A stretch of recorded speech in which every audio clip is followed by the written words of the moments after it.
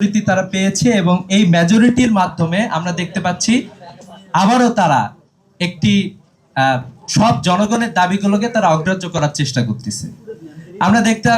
আমরা যেটা দেখলাম যে ওনারা আসলে সংবিধানের দোহাই দিচ্ছেন এবং হচ্ছে 2/3 মেজরিটিকে ধরেই তারা সবগুলো পরিবর্তন নিয়ে আসতে চাচ্ছেন।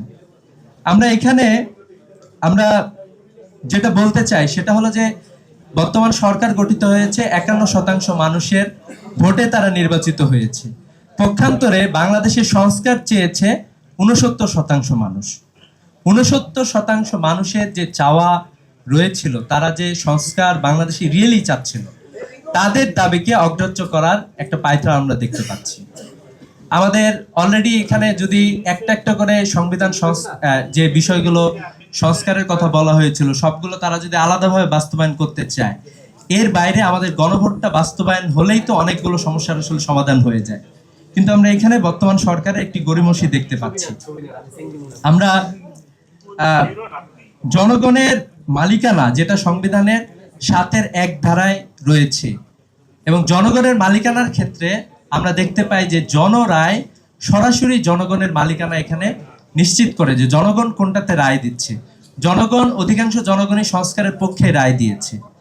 কিন্তু বর্তমান সরকার তারা এই যে 2/3 এই মেজরিটি দিয়েই তারা জনরায়কে উপেক্ষা করার জন্য আমরা বুঝতে পারছি তারা সব ধরনের আয়োজন তারা সম্পন্ন করতেছে। তো এরকম একটি জায়গায় আমরা বিশ্বাস করি যে তারা অন্তত বিগত ফ্যাসিবাদী রেজিমের তারা দেখেছে যে বাংলাদেশের রাজনৈতিক কালচারটা কোথায় গিয়েছিল। একটা দল আরেক দলের রাজনৈতিক নেতৃবৃন্দকে ফাঁসি দিয়েছে, জেল দিয়েছে, গুম করেছে, খুন করেছে, এরকম একটি জায়গায় চলে গিয়েছিল। তো বাংলাদেশের মানুষ কিন্তু আলটিমেটলি বসে থাকে নাই, তারা আসলে প্রতিবাদ জানিয়েছিল, তারা রাজপথে নেমেছিল, তারা আসলে সব ধরনের লড়াই সংগ্রাম করেছে।